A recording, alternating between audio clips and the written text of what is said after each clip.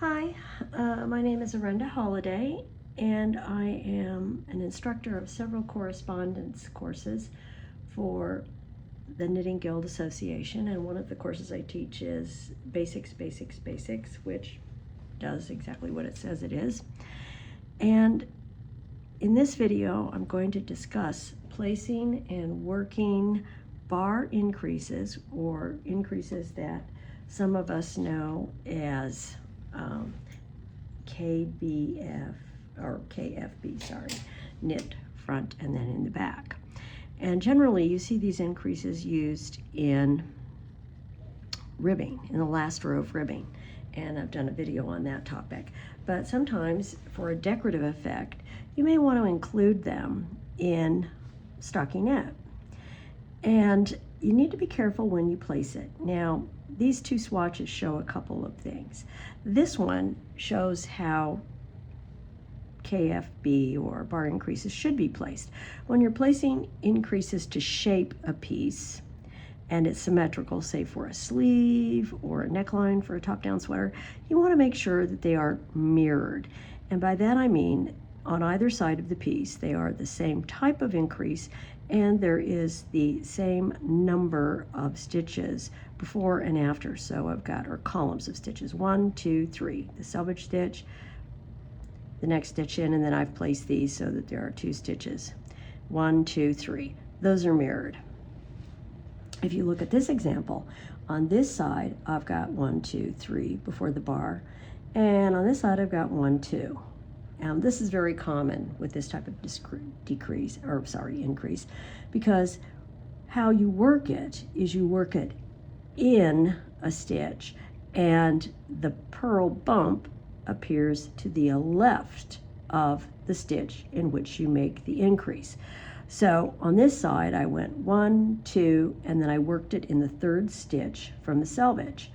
On this side I went 1, 2, 3, and I worked it in the 3rd stitch from the selvage. And what that does is it places the purl bump between the first 2 columns of stitches and separates it from the 3rd. So what you need to do if you're using this type of increase is you work it, if I work it in the 3rd stitch on the right side, I need to work it in the 4th stitch from the left side to get the same appearance. And that is a little confusing, but it's going to look mirrored, otherwise it doesn't. Now the other thing I want to draw attention to on this one is on this side, the stitch in which I am making the increase is smaller. Yeah, that one's a little big. But over here, notice that they are much larger, and there's a bigger hole below the stitches. On this side I took some care to make sure that this stitch would be smaller, and on this side I didn't, and you can see that I have mixed results. This one's pretty nasty looking, and it just draws attention to it. Does not look as neat as, say, this one. That one's probably, these 2 are the best of the lot. And it's an easy thing to do, you just have to get in the habit of doing it. So I'm going to put these aside and I'll show you how you can work this so that it looks a little better. All right, and I'm going to try and keep my hands in the frame. I have a problem doing that. Okay, I've cast on 1, 2, 3, 4, 5, 6, 7, 8 stitches, and I'm going to place a bar increase in the 3rd stitch. So that means on here I'm going to work it in this one, and on this one, 1, 2, 3, I'm going to work it in the 4th one, and that's going to guarantee that it's going to be mirrored. And I'm going to work to the stitch, 1, 2, okay, and now this is a stitch where I'm going to work the increase. And when I work these increases, and this is true for decreases as well, anytime you're sticking a needle in a stitch and you're going to do something else with it other than just knit it, you don't want to stick the needle all the way up to the barrel. You want to use just your needle tips if you can, because that's going to stretch it out less. Now I'm going to make my stitch, and to make the bar increase, I keep that stitch on the needle, and I'm going to give the yarn just the slightest little tug. And then I'm going to knit the stitch in the back. And again, I'm trying to use just my needle tips, and I'm going to give that the slightest little tug. So then I'm going to work to the fourth stitch, 1, 2, 3, 4, and this piece is very small so that I can actually show you these things and you won't be watching me knit for half an hour. Needle tip in, just baby it, give the yarn a slight tug, and then I go on. Now what that does is it tightens up that stitch so it doesn't get over large, and the tendency is that when you're sticking that needle in the back is that you're loosening up on the working yarn, and that makes it looser, and the stitch can be larger, and also sometimes it leaves a hole, which is noticeable. I'm going to work back, and you can see I'm a thrower, and I hold my needle like a pencil, which I've been told is the worst way to knit in the world, but I don't pay any attention to that. And here we go. Now I'm going to go back and look at those, and I'm going to work one more row so that we can see them a little bit, and then I'll just work it one more time so that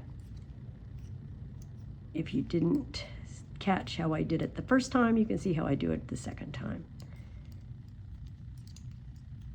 And okay, let's take a look at those.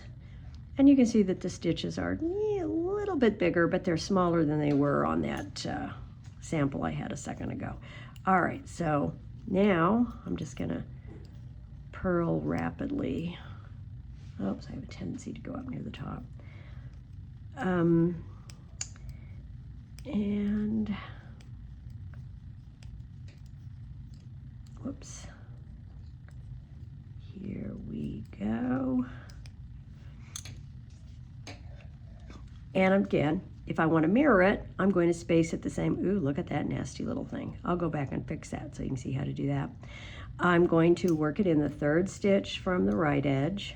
1, 2, and there it is, just needle tip, give the yarn a little tug, turn it around in the back, and that's what's creating that purl-like bump. Okay, give it a little tug, and then go on. And I want to work to the fourth stitch, 1, 2, 3, 4. And if you're doing a lot of these, you could put a marker in there, and that would make it a little easier to find. And here we go. Now, look at this thing. That is a split stitch, and they're really nasty. So while we're here, we may as well fix that. I'm going to go down to where that stitch is, ladder down, and then just. And I like to tell my students, and this is a hard lesson for me as well, look at your work frequently, and if you see something bad, it's easier to fix it when you're 3 rows off than when you're, finished with the project. So there we have it. Our mirror increases, bar increases, and the stitches are, they're not that bad. Now, one thing, notice on this row that those stitches are smaller. That's because when I'm working that stitch, I'm working this stitch in there, it's pulling out, it's stretching out that stitch in order to make that bar. That pretty much is unavoidable. And if it really bothers you, you can get a tapestry needle and take some excess stitches, yarn, and work it through on that bottom line. So, goodbye for today.